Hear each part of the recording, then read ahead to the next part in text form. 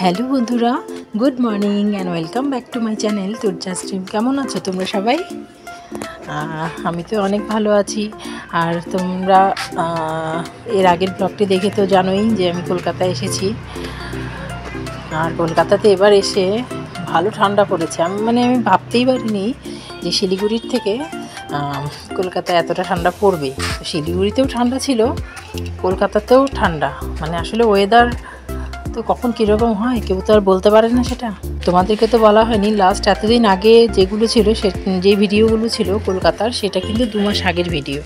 তো যাই হোক, ঘরে চলে এলাম ছাদের থেকে। অনেকগুলো কাপড় বেরিয়েছিল, সমস্ত কাপড় ধুয়ে স্নান সেরে একদম ফ্রি হয়ে নিলাম। তো চলো কাপড়গুলো মেলে আসি আগে। বেশ খোলা আর নিরিবিলি জায়গা, তো বেশ ভালো লাগছিল।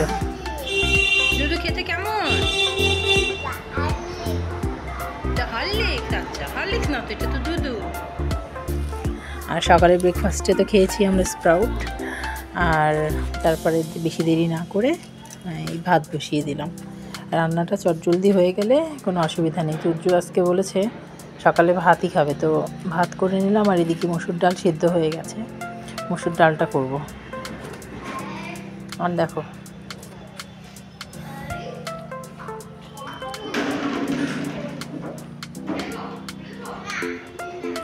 চলো ডালটা রান্না করে নিই। মসুর ডাল তো অনেক রকমভাবেই রান্না করা যায়, তো 5 ফোড়ন দিয়ে ডালটা বেশি ভালো লাগে।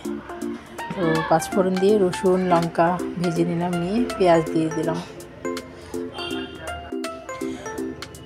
এভাবে ডাল তুর্যর ভীষণ পছন্দ, তুর্য খুব পছন্দ করে। তো সকালে ডালের সাথে আর কিছু করিনি, শুধু ডাল আর ভাতই খেয়েছিল।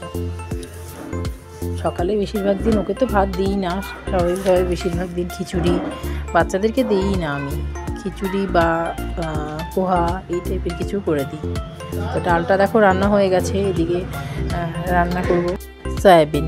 তো সয়াবিন অনেক দিন থেকে খেতে ইচ্ছে করছিল, করব করে উঠতে পারিনি। এই রান্না করি ওই রান্না করি, আসলে সয়াবিনটা করা হয় না। তো আর সয়াবিন আমার ভালো লাগে নিরামিষভাবে।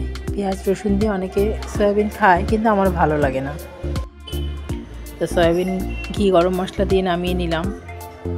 আর এই হলো আমাদের দুপুরের আজকের লাঞ্চের জন্য মেনু। ভিডিও আরও আসবে, আমরা কোথায় বেড়াতে গেলাম সব তোমাদের সাথে শেয়ার করব। সকলে ভালো থাকবে, সুস্থ থাকবে এবং সাবধানে থাকবে। আর আমার ভিডিও তোমাদের কেমন লাগে প্লিজ আমাকে কমেন্টে জানাবে। আর সন্ধ্যের পর এসছে আমার ছোটো দেওর, আর আমার ছেলে ওর সাথে খেলবে। তো সকলে ভালো থেকো, দেখা হবে অন্য একটি ব্লগে। Thank you.